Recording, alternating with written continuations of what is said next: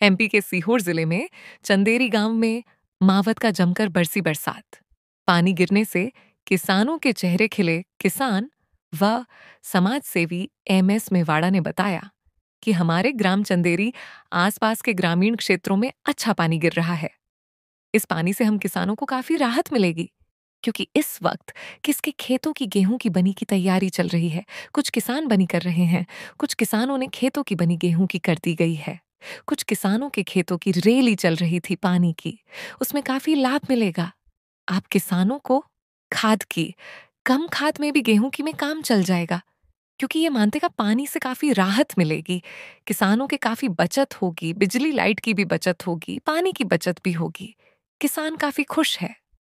किसानों का कहना है कि इस साल हमारी सोयाबीन की फसल तो प्रकृति आपदा से बर्बाद हो गई थी, लेकिन हमें उम्मीद है कि हमने इस बार गोवर्धन पूजा पर काफी पूजा पाठ की है, गौ माता की पूजा की है, गोवर्धन देवता से अच्छी फसल होने की प्रार्थना की है।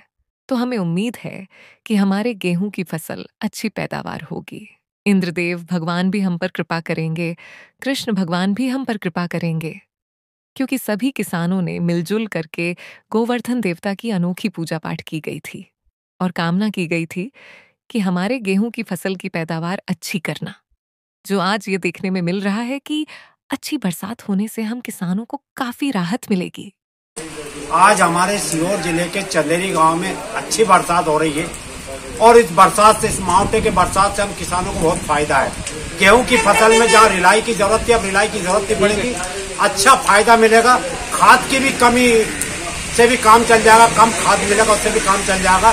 भगवान इंद्रदेव की कृपा से अच्छी बरसात हो रही है और हम प्रार्थना करते हैं हमारे गौ माता से, हमारी जमीन माता से, इंद्रदेव भगवान से कि अच्छी बरसात करे, क्योंकि इस साल हम किसानों की सोयाबीन की फसल तो बर्बाद हो गई थी, लेकिन हमें उम्मीद है कि गेहूं की फसल हमारी अच्छी पैदावार होगी। आज दिन अच्छा दिन है, जो अच्छा बरसात हो रही है और हम किसानों के लिए बहुत फायदेमंद है ये पानी। और देख लीजिए अच्छी पानी गिर रहा है, इससे हमारी जो बोनी हुई चल रही है उसमें भी फायदा होगा। जिन किसानों ने बोनी हमने कर दी है उस खेती में फायदा होगा और अब हम खेतों को रिलाई नहीं करना पड़ेगी।